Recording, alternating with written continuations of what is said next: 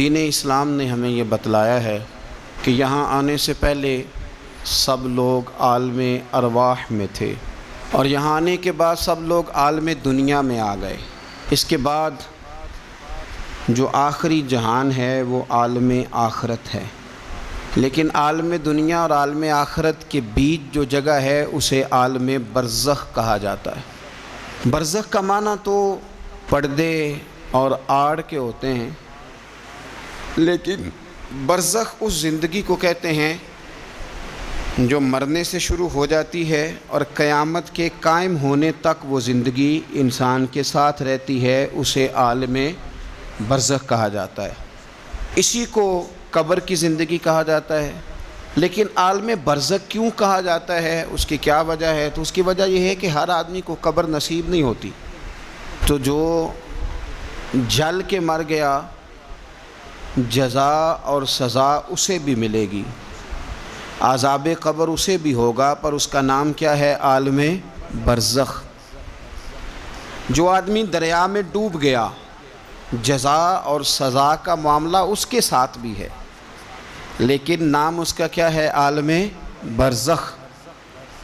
نبی کریم صلی اللہ تعالیٰ علیہ وسلم ارشاد فرمانے لگے، حضور فرماتے ہیں کہ ایک شخص نے وصیت کی تھی کہ جب میں مر جاؤں تو مجھے بڑا ڈر آتا ہے، میں اللہ کے حضور کس طرح کھڑا ہوں گا۔ اپنی اولاد سے کہنے لگا کہ اس طرح کرنا کہ میری لاش کو جلا دینا، پھر میری راکھ کو ہواؤں میں اڑا دینا، میں اپنے رب کریم کے سامنے کھڑا نہیں ہو سکتا۔ اس کے بچوں نے اسی طرح کیا۔ تو حضور صلی اللہ علیہ وسلم فرماتے ہیں پھر اللہ نے زمین کے ذروں کو حکم دیا اور زمین نے سارے ذرے اکٹھے کیے، پھر رب نے اسے زندگی دی اور پھر پوچھا یہ تو نے وصیت کیوں کی تھی؟ تو اس کرتا ہے اللہ میں تیرے سامنے کھڑا نہیں ہو سکتا تھا، مجھے اپنے اعمال کا پتہ تھا، جے ویکھاں میں عملاں والے تے پھر تے کچھ نہیں نا میرے پلے، تو میں ڈرتا تھا کہ کیا بنے گا۔ تو رب فرمائے گا فرشتوں میرا بندہ سچ کہتا ہے، اسے میرے فضل سے جنت عطا کر دو۔ تو اللہ ذروں کو بھی جمع کرے گا، ہواؤں میں، خشکیوں میں، سمندروں میں، مرنے کے بعد انسان جہاں بھی ہوگا اسے جزا اور سزا کا معاملہ وہاں ملے گا۔ اب عذاب قبر جو ہے، قبر کے اندر جو انسان کا عذاب ہے تو وہ بھی عالم برزخ کا عذاب ہے۔ میرے رسول کریم صلی اللہ تعالیٰ علیہ وسلم نے نا کچھ چیزوں سے پناہ مانگی ہے، خود حضور نے، خود نبی پاک صلی اللہ علیہ وسلم رسول کریم علیہ السلام نے پناہ مانگی۔ حضور فرمانے لگے اے اللہ مجھے کنجوسی سے، بخیلی سے پناہ عطا فرما، اور حضور نے باقاعدہ پناہ مانگی ہے کہ اے اللہ مجھے ارذل العمر ہونے سے پناہ میں رکھ، جب عمر اتنی زیادہ ہو جائے کہ وجود کے حصے کام کرنا چھوڑ جائیں، اس سے پناہ مانگی۔ اور خود میرے نبی پاک علیہ السلام نے قبر کے عذاب سے پناہ مانگی۔ یہ تعلیم امت کے لیے کہ تم بھی پناہ مانگو عذاب قبر سے۔ قبر کا عذاب برحق ہے، قبر کے لیے تیاری کر کے رکھنا، اپنی قبر کو یاد رکھنا، مر جانے کو یاد رکھنا۔ حضرت سعد بن معاذ رضی اللہ تعالیٰ عنہ کا جب جنازہ تھا تو صحابہ کرام فرماتے ہیں حضور نے نماز جنازہ کی امامت فرمائی تو قبر کے تیار ہونے میں کچھ دیر تھی، تو رسول کریم صلی اللہ علیہ وسلم زمین پر بیٹھ گئے اور ایک لکڑی سے حضور زمین کریدنے لگے، لکڑی سے۔ ہم وہ انتظار تھے کہ اللہ کے رسول صلی اللہ علیہ وسلم سر مبارک اٹھائیں، ہمیں کو نصیحت کریں۔ فرماتے حضور نے سر اقدس اٹھایا تو حضور کی آنکھوں میں آنسو تھے، اور رو کے حضور فرمانے لگے، رو کے کہ اس قبر کے عذاب سے رب کی پناہ مانگو اور اس کے لیے تیاری کر لو، یہ بڑا سخت دن ہے۔ رو کے حضور نے فرمایا، رو کے۔ آج تو لوگ مذاق بناتے ہیں، آج لوگ مذاق اڑاتے ہیں، کچھ فقیر صوفی درویش کہلانے والے بھی، وہ کہتے ہیں جو مولوی بتا رہے ہیں نا قبر میں بچھو ہوں گے، سانپ ہوں گے، یہ تو مولوی اپنی قبر بتا رہا ہے، ہمارا اس سے کیا لینا دینا ہے۔ خدا سے ڈریں۔ وہ چیزیں جو احادیث مبارکہ میں آ گئیں جس سے نبی پاک نے ہمیں سمجھایا، آپ اس تنبیہ کو، اس نصیحت کو آپ اس رنگ میں لیں گے کہ مذاق بنایا جائے گا دین کا؟ بجائے اس کے کہ اس سے ڈرا جائے، بجائے اس سے۔ حضرت سیدنا برا بن عازب رضی اللہ تعالیٰ عنہ ارشاد فرماتے ہیں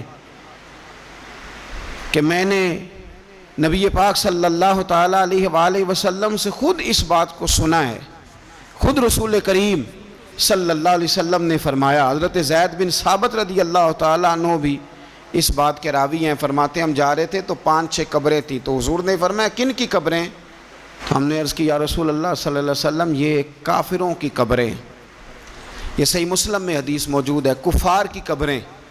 تو اللہ کے رسول صلی اللہ علیہ وسلم فرمانے لگے، ذرا حدیث کے لفظوں پہ غور کرنا، حضور فرمانے لگے اگر مجھے ڈر نہ ہوتا کہ تم اپنے مردوں کو دفن کرنا چھوڑ دو گے، اگر مجھے اس بات کا ڈر نہ ہوتا کہ تم اپنے لوگوں کو، مرنے والوں کو قبروں میں دفن کرنا چھوڑ دو گے، اگر یہ مجھے ڈر نہ ہوتا تو میں تمہیں سناتا کہ قبر کے اندر کس طرح عذاب ہوتا ہے، تمہیں دنیا میں رہ کے میں سناتا، پر ڈر ہے کہ کہیں تم اپنے مرنے والوں کو قبروں میں دفن کرنا چھوڑ ہی نہ دو، اس لیے میں تمہیں یہ بات نہیں بتاتا۔ اور میرے رسول کریم صلی اللہ تعالیٰ علیہ وآلہ وسلم نے پھر ارشاد فرمایا، اپنے غلاموں کی طرف نظر فرمائی، یہ بات کہہ کے کہ اگر مجھے ڈر نہ ہوتا کہ تم دفن کرنا چھوڑ دو گے تو تمہیں میں سنا دیتا کہ قبر میں کیا عذاب ہوتا ہے۔ پھر حضور نے صحابہ سے فرمایا چلو بھائی دوزخ کے عذاب سے اللہ کی پناہ مانگو، تو سب کہنے لگے ہم دوزخ کے عذاب سے اللہ کی پناہ مانگتے ہیں۔ پھر نبی پاک صلی اللہ تعالیٰ علیہ وسلم نے ارشاد فرمایا تم سب کہو کہ ہم قبر کے عذاب سے اللہ کی پناہ مانگتے ہیں۔ تو صحابہ نے کہا ہم قبر کے عذاب سے اللہ کی پناہ مانگتے ہیں۔ پھر میرے رسول پاک علیہ الصلوۃ والسلام نے فرمایا تم کہو، سارے یہ کہو کہ ہم ظاہری اور باطنی فتنوں سے اللہ کی پناہ مانگتے ہیں۔ تو صحابہ نے کہا کہ ہم ظاہری اور باطنی فتنوں سے اللہ کی پناہ مانگتے ہیں۔ پھر میرے محبوب علیہ السلام نے فرمایا تم کہو کہ ہم دجال کے فتنے سے اللہ کی پناہ مانگتے ہیں۔ تو صحابہ کرام نے کہا کہ اے اللہ ہم دجال کے فتنے سے تیری پناہ میں آتے ہیں۔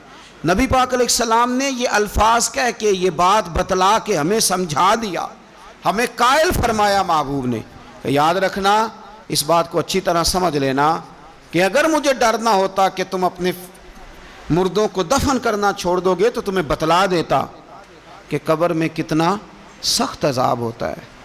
اپنے معاملات پر غور کریں۔ ہمارا وہ کسی شاعر نے کہا تھا کہ مرنے کے بعد مجھ کو 2 گز زمین جو ملی تو دیکھو بعد مرنے کے ہی ہم جاگیردار ہو گئے۔ تو اصل تو جاگیر وہی ہے اور طے ہے، جتنا مرضی اے سی لگا کے کمرہ ٹھنڈا کر لیں، ٹائل پتھر لگا کے اس کو آپ صاف ستھرا کر لیں، اور آپ اٹھنے کی بھی تکلیف نہ کریں، ریموٹ کنٹرول کے ساتھ ہر چیز اپنے کمرے کی آپ کنٹرول کر لیں، پورا ہوادار کر لیں، لیکن آپ بچیں گے تب نہ جب قبر جنت کے باغوں میں سے باغ بنے گی۔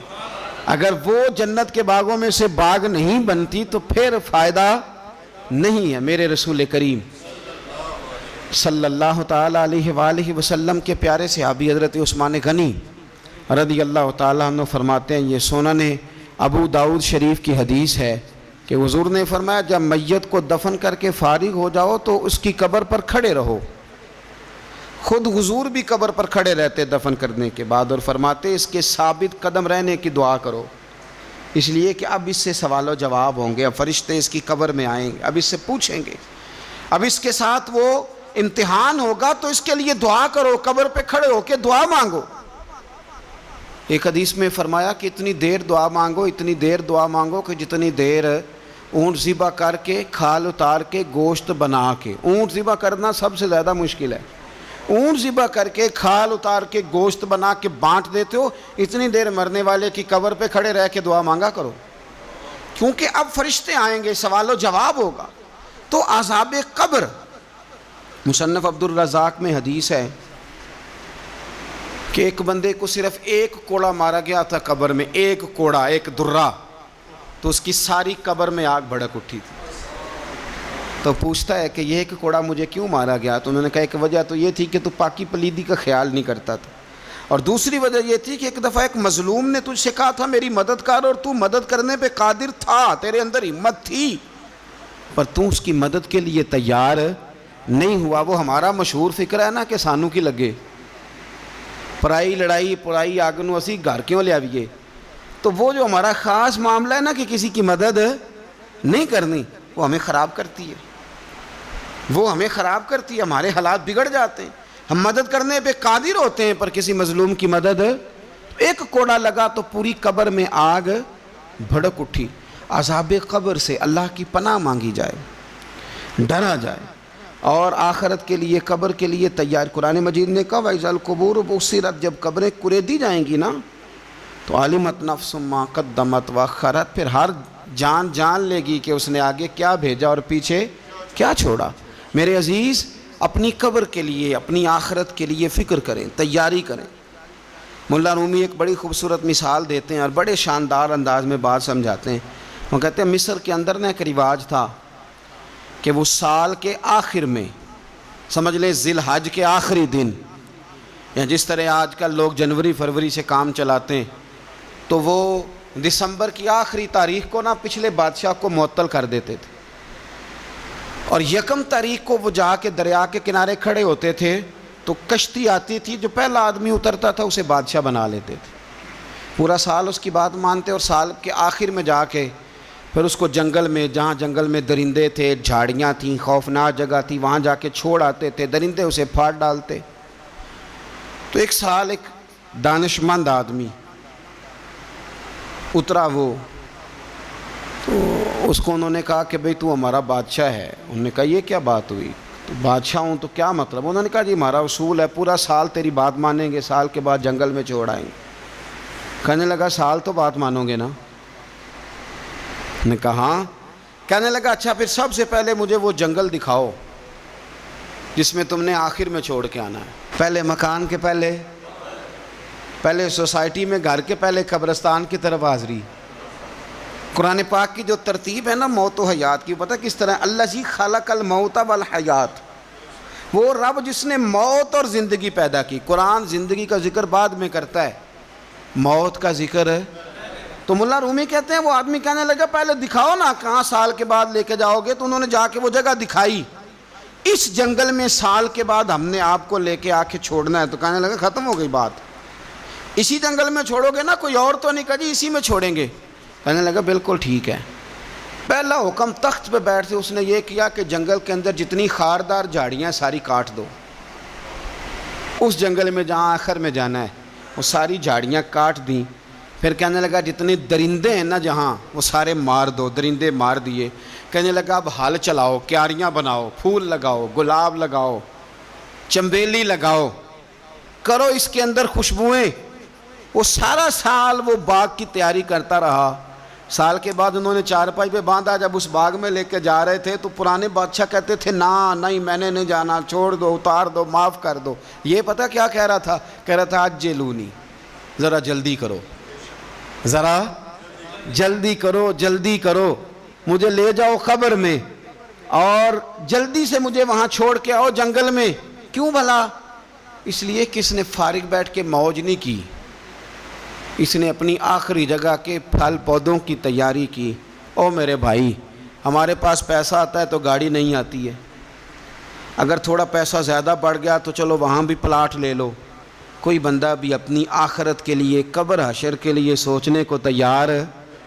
جتنے مکان آپ نے بنانے ہیں نا، بچوں نے بعد میں لڑنا ہے، انہوں نے کہنا کارنے والا ابا مجھے کہہ گیا تھا کارنر والا تیرا ہے، نے کہا تھا مجھے ابا جی، مجھے کہہ گئے تھے کہ تم پہلے بڑا ہو گیا تھا، تو کمائی کرنے لگ گیا تھا، لہذا یہ سارا تیرا ہی ہے۔ وہ سب کو کوئی نہ کوئی بات ابا کان میں کہہ ہی جاتا ہے، سب نے اپنے حصے کی کوئی نہ کوئی بات یاد کی ہوتی۔ ابا نے کہاں جانا ہے؟ جہاں حالت بڑی خراب ہے، جہاں حالات بڑے پیچیدہ ہیں، مہربانی فرمائیں۔ وہ جو تیاری ہے نا آخرت کی، یہاں رہ کے قبر کی تیاری کریں، یہاں رہ کے وہاں کے کیڑے مکوڑے ماریں، پھر وہاں جانے میں کوئی پریشانی نہیں ہوگی۔ پھر تو بندہ بھاگ کے جائے گا، بندہ بھاگ کے جائے گا۔ میں سنیا رات قبر دی کالی، تو پھر کہنے لگے میں تے بھی سنیا اتھے اونے ہونا ہے جدے موڈے کملی کالی۔ تو یہ تو تب ہے نا کہ جب آپ نے اس کے لیے کچھ تیاری کی ہو۔ میرے رسول کریم علیہ السلام نے مومن کی قبر کا حال بھی بتایا۔ یہ تو ہے نا عذاب ان لوگوں کے لیے جو نافرمانی کرنے والے ہیں، یہ ان کی قبر کا حال بتایا۔ تو سنن ترمذی میں صحیح ابن حبان میں حضرت ابو ہریرہ رضی اللہ تعالیٰ عنہ بیان کرتے ہیں کہ حضور صلی اللہ علیہ وسلم نے فرمایا جب میت کو قبر میں رکھا جاتا ہے تو اس کے پاس سیاہ رنگ والے اور نیلی آنکھوں والے 2 فرشتے آتے ہیں اور اس کو اٹھا کے بٹھاتے ہیں۔ باقی حدیثوں میں 3 ہی سوال ہیں، لیکن اس حدیث میں حضور نے فرمایا انہوں نے بس میرے بارے میں ہی پوچھنا ہے، اٹھا کے بس میرے بارے میں صرف یہ پوچھنا ہے، بتا مدینے والے محبوب کے بارے میں دنیا میں کیا کہا کرتا تھا، کیا کہا کرتا تھا ان کے بارے میں دنیا میں۔ تو اعلیٰ حضرت بریلوی تو کہتے ہیں میں نے تو کہہ دینا ہے، سرور کہوں کہ مالک و مولا کہوں تجھے، باغ خلیل کا گل زیبا کہوں تجھے، تیرے تو وصف عید تناہی سے ہیں بری، حیراں ہوں میرے شاہ میں کیا کیا کہوں تجھے، لیکن رضا نے ختم سخن اس پہ کر دیا، خالق کا بندہ خلق کا آقا کہوں تجھے۔ اور پیر میر علی شاہ صاحب کہتے ہیں میں نے وہاں یہ کہنا ہے کہ مکھ چند بدر شاہ شانی ہے تے متھ چمک دی لاٹ نورانی ہے، کالی زلف تے اکھ مستانی ہے، مخمور اکھی ہیں مد بھریاں، سبحان اللہ ما اجمل کا ما اکمل کا ما احسن کا، تے کتھے مہر علی کتھے تیری ثنا، مشتاق اکھیں کتھے جاڑی۔ تو نبی پاک علیہ السلام فرماتے ہیں میرے بارے میں پوچھیں گے، میرے بارے میں۔ ویسے بھی ایک سوال لازمی ہوتا ہے نا، یہ والا سوال لازمی ہے، من ربو کا پوچھ کے نا تو جنت جہنم کا فیصلہ نہیں، ماں دینوں کا پوچھ کے جنت جہنم کا فیصلہ۔ ہاں بات اگر ختم ہونی ہے تو مدینے والے کے سوال پہ ختم ہونی ہے، اس لیے کھل کے نعتیں پڑھا کرو، راج کے درود پڑھا کرو، یہ بات یاد رکھیں، یہ فیصلہ حضور کی ذات پہ ختم ہونا ہے۔ میرے نا وہ شکایتیں کرتے ہیں نا لوگ آ کے، تو ایک بچی کو ہمارے ہاں داخل کرانے کے لیے ایک صاحب لے کے آئے تو کہنے لگے بڑا عرصہ اسے فلانے مدرسے میں داخل کرایا، سوائے نعتوں کے کچھ بھی نہیں سیکھا اس نے۔ تو میں انہوں آکھیا چاچا جی جڑی اصل کام سی وہ تو سیکھ گئی ہے نا تہاڈی بچی، قرآن و سنت بھی حضور کی نعت ہی ہے، لیکن آپ کو پتہ ہے کہ بات ختم مدینے والے کی نعت پہ ہی ہوتی ہے، حضور کا پیار اصل ہے۔ تو حضور فرماتے ہیں میرے بارے میں پوچھا جائے گا، وہ کہے گا کہ ان کے بارے میں کیا پوچھتے ہو، اشہد ان لا الہ الا اللہ و اشہد ان محمدن عبدہ و رسولہ۔ تو فرماتے ہیں پھر اسے نا ایک طرف کھڑکی کھولی جائے گی تو جہنم کا دروازہ دکھایا جائے گا اور اسے کہا جائے گا اگر تو سوالوں کے صحیح جواب نہ دیتا تو دوزخ میں جاتا، لیکن اب تو نے صحیح جواب دیے ہیں۔ تو حضور فرماتے ہیں اس کی قبر 70 گز چوڑی اور 70 گز لمبی کر دی جائے گی۔ کتنی جی؟ مسجد میں اے سی والے حال میں جگہ مل جائے تو بندہ بڑا سکھی رہتا ہے، اور صبح جائے بینک اور پہلی لائن میں موقع مل جائے تو بندہ بڑا سکھی رہتا ہے کہ میرا جاتے ہی کام ہو گیا۔ او خدا کے بندے، قبر بندے کی قبر، مکان اچھی سوسائٹی میں اچھا خستہ اور سستا مل جائے تو بندہ کہتا ہے کہ سودا بڑا واردہ لب گیا، بھائی بڑا کمال ہو گیا، مزہ نہیں آ گیا۔ قبر 70 گز لمبی اور 70 گز چوڑی، اور یہ ترمذی شریف پڑھ رہا ہوں، بڑی مزیدار حدیث۔ نبی پاک صلی اللہ علیہ وسلم فرمانے لگے پھر اس کی قبر کو نور سے بھر دیا جائے گا۔ حضور کو پہچان گیا نا، قبر نور سے بھر دی گئی اور جب 70 گز لمبی کر دی گئی تو بڑے پیارے لفظ ہیں حدیث کے۔ حضور فرماتے ہیں وہ بندہ پھر فرشتوں سے ایک بات کہے گا، عربی میں بھی ہے اردو میں بھی ہے، پر میرا دل کرتا ہے پنجابی میں بتاؤں۔ وہ نا فرشتوں سے وہ بندہ کہتا ہے جب قبر ہو گئی نا 70 گز لمبی 70 گز چوڑی اور نور سے بھر گئی، قربان جائیں، حضور فرماتے ہیں وہ مردہ وہ جو قبر میں پہنچا ہے، جب اس کی قبر کو یہ شان ملتی ہے تو فرشتوں سے پتہ کیا کہتا ہے؟ کہتا ہے میں گھر نہ دساں وہاں جا کے، یہ ذرا گھر نہ بتاؤں دوڑ کے، یہ ذرا میں اپنے گھر بتاؤں بھاگ کے کہ اللہ نے بڑی خیر کر دی، اپنی اماں نو دساں وہاں، اپنی اماں نو میں بچوں کو بتا کے آؤں کہ موج بن گئی ہے، میں بتاؤں اپنی بیوی کو، بتاؤں اپنے بہن بھائیوں کو، میں کار نہ دساں وہاں۔ قربان جائیں میرے رسول کریم علیہ السلام فرماتے ہیں فرشتے اس سے کہتے ہیں نہیں تو کسی کو نہ بتا، نم کا نومت العروس، تو اس طرح سو جا جس طرح پہلی رات کی دلہن سویا کرتی ہے، وہ بڑے چاؤں میں سوتی ہے، وہ بڑے پریم میں سوتی ہے، نئی زندگی کا آغاز ہوتا ہے تو سوتی ہے، اور فرشتے کہتے ہیں اب تجھے وہی آ کے جگائے گا جو تیرے اہل میں تجھے سب سے زیادہ محبوب ہوگا، جو تجھے سب سے زیادہ محبوب ہوگا۔ میرا تو ایمان ہے کہ ہمیں تو قبر سے آ کے جگائیں گے بھی مدینے والے رسول، کہیں گے آؤ غلاموں چلیں، آؤ غلاموں۔ اور وہ کشمیر کے رومی وقت نے میاں صاحب نے کہا تھا بعد مرندے قبر میری تے میرے اپیرا جے کر پامے پھیرا۔ آپ حسن دیکھیں کلام کا اور انداز دیکھیں، بعد مرندے قبر میری تے میرے اپیرا جے کر پامے پھیرا، تے قبر دے وچوں ہڈیاں اٹھ کے مجرا کر سن تیرا۔ ایک دفعہ آ تو صحیح، میں لوگوں کو وجد کر کے دکھاؤں گا کہ دیکھو نا وہ آج آئے ہیں، وہ آئے ہیں میرے مزار پہ، آج دیکھو ذرا رنگ تو دیکھو کس طرح نرالا اور انوکھا ہو گیا، وہ خود آئے ہیں۔ مومن کی قبر جنت کا باغ بنے گی، اسے نوازا جائے گا، اسے دیا جائے گا، اسے عطا کیا جائے گا، اسے کہا جائے گا تو سو جا، تو نیند پوری کر، نیند پوری کر۔ میرے عزیز، کچھ لوگ ایسے ہیں جن سے عذاب قبر ہوگا ہی نہیں۔ میرے رسول کریم صلی اللہ تعالی علیہ وسلم نے ارشاد فرمایا کہ جو اللہ کے رستے میں شہید ہو گیا، یہ سنن نسائی میں موجود ہے، اسے عذاب قبر نہیں ہوگا، بلکہ ایک حدیث میں تو فرمایا حساب کتاب ہی نہیں ہوگا، اللہ بغیر سوال جواب کے جنت عطا فرما دے۔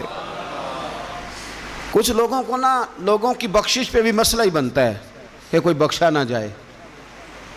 اور ایک صاحب کہہ رہے تھے جی یہ کیا معاملہ ہے کہ جمعے کو بندہ مر گیا یا فلانا ہو گیا تو اس سے حساب کتاب نہیں ہوگا، اتنے بڑے جرم لوگوں نے کی، اتنے پاپ، اور جمعے کو مر گیا تو بخشا جائے گا۔ تو میں نے کہا جرموں کا بھی اسے حساب اللہ لے لے گا، لیکن میاں حساب کتاب کی ڈیوٹی نہ اللہ کی ہے تو بہتر یہ ہے کہ اسی کے ہاتھ میں رہے، تو نہ اپنے ہاتھ میں لینے کی کوشش کر۔ سنن ترمذی کی حدیث۔ ہمیں پتہ نہیں کیا مصیبت ہے، ہمیں پتہ نہیں کیا مسئلہ ہے۔ ایک جنازے سے میں نکلا، آپ یقین کریں کبھی کبھی کلیجہ پھٹ جاتا ہے۔ میں ایک جنازے سے نکلا تو میرے ساتھ ایک بندہ جنازہ پڑھ کے نکلا تو کہنے لگا جی پیر صاحب دیکھیں آج کتنی دنیا آئی ہے، حالانکہ یہ بندہ اس طرح کا تھا، اس طرح کا تھا، اس طرح کا تھا۔ میں نے اسے کہا یار تجھے تو فکر ہی لگ گئی ہے کہیں جنت میں چلا ہی نہ جائے، شرم آنی چاہیے ہمیں۔ اللہ فرماتے ہیں جنت اتنی چوڑی ہے جتنے زمین و آسمان، اس کی چوڑائی زمین اور آسمان کے برابر ہے، تو ہم تو اپنے علاوہ کسی کو جانے نہیں دینا چاہتے جنت میں۔ اور بس کریں، جنت خدا کا فضل ہے، اور اللہ فرماتے ہیں میرا فضل میں جسے چاہتا ہوں عطا کرتا ہوں۔ یہ سنن ترمذی کی حدیث، اور اس کے راوی حضرت عبداللہ ابن عمر رضی اللہ تعالیٰ عنہ، نبی پاک علیہ السلام نے فرمایا جو مسلمان جمعے کے دن یا جمعے کی رات کو فوت ہو، اس کو اللہ تعالیٰ قبر کی آزمائش سے محفوظ رکھتا ہے۔ جو جمعے کی رات فوت ہو جائے یا جمعے والے، یعنی جمعے رات اور جمعے کی درمیانی رات چلا جائے یا جمعے والے، تو اللہ اسے عذاب قبر سے، تو میرے عزیز جو بندہ شہید ہو اس سے عذاب قبر نہیں ہوتا، جو آدمی جمعے کے دن یا جمعے کی رات چلا جائے اسے بھی عذاب قبر نہیں ہوتا۔ اور میرے رسول کریم صلی اللہ تعالیٰ علیہ وسلم نے فرمایا جو بندہ ایک دن اور ایک رات، یہ حدیث صحیح مسلم میں، سنن ترمذی میں، مصنف عبد الرزاق میں موجود ہے، ایک دن اور ایک رات اللہ کی رضا کے لیے اسلامی سرحد پہ پہرا دے۔ میں اور آپ سوئے ہوئے ہیں، لیکن وہ لوگ جو فوجی بارڈروں پہ کھڑے ہیں، دیکھو مدینے والے محبوب کس کس پہ کرم فرماتے ہیں۔ ساری عمر نہیں، 24-25 سال کی سروس نہیں، فرمایا ایک دن اور ایک رات اللہ کی رضا کے لیے جو اسلامی سرحد پر پہرا دے، مسلمانوں کو کافروں سے بچائے، رب اسے عذاب قبر نہیں دے گا، اسے اللہ تعالیٰ اپنے فضل سے معاف فرما دے گا۔ ایک رات اور ایک، تو آپ کیا سمجھتے ہیں کہ ان فوجیوں کی کوئی چھوٹی شان ہے، ان کا کوئی چھوٹا مرتبہ ہے؟ ایک دن اور ایک رات اگر یہ پہرا دیں تو اللہ انہیں اتنا انعام عطا کرتا ہے۔ اسی طرح سن لو، یہ ذرا غور سے سننا، ابن ماجہ کی حدیث، اور اس کے علاوہ مسند ابو یعلا میں موجود حدیث کے راوی حضرت ابو ہریرہ رضی اللہ تعالی عنہ، حضور صلی اللہ تعالی علیہ وسلم نے فرمایا جو شخص بیماری سے فوت ہوا، جو شخص، قربان جاؤں میرے محبوب نے بیماری کا نام ہی نہیں لیا، فرمایا کوئی بھی بیماری ہو، فرمایا جو آدمی بیماری سے فوت ہوا اللہ اسے شہادت کی موت عطا فرمائے گا۔ اور وہ عذاب قبر سے اور قبر کے امتحان سے بھی محفوظ رہے گا۔ اور حضور فرماتے ہیں اس کو صبح اور شام جنت کے باغوں میں سے رزق دیا جائے گا۔ جو کسی بھی بیماری سے مرا، لوگ کہتے ہیں دیکھو جی بڑا تنگ ہو کے دنیا سے گیا ہے، تو اس بندے کو بھی عذاب قبر نہیں ہوتا۔ اسی طرح جو بندہ سورہ ملک پڑھتا ہے، سنن ترمذی میں حضرت ابن عباس سے روایت ہے کہ حضور صلی اللہ علیہ وسلم کے ایک صحابی نے ایک جگہ خیمہ لگایا تو وہاں سورہ ملک پڑھنے کی آواز آتی، کوئی بندہ پڑھنے والا نظر نہیں آتا تھا۔ جب حضور کی بارگاہ میں عرض کیا تو فرمایا وہاں قبر تھی اور قبر کے اندر بیٹھ کے میرا صحابی سورہ ملک کی تلاوت کر رہا۔ اگر ہمیں خسرہ نمبر یاد ہو جاتا ہے نا اپنی جگہ کا، اور ہمیں پتہ ہوتا ہے کہ میرے والا حصہ کتنے کروڑ کا ہے، اگر ساری کہانیاں ہمیں یاد ہوتی ہیں تو سورہ ملک بھی ہمیں یاد ہو سکتی ہے۔ موبائل پہ اس کو ریکارڈ کر لیں، پھر اس کو سنیں کبھی بھی سورہ ملک میں۔ اور ہمارے سلسلہ عالیہ میں تو سورہ ملک وظیفہ ہے۔ ہمارے الوظیفۃ الکریمہ میں اعلیٰ حضرت نے لکھا ہے کہ رات کو سورہ ملک اور سورہ یاسین کے بغیر سونا نہیں۔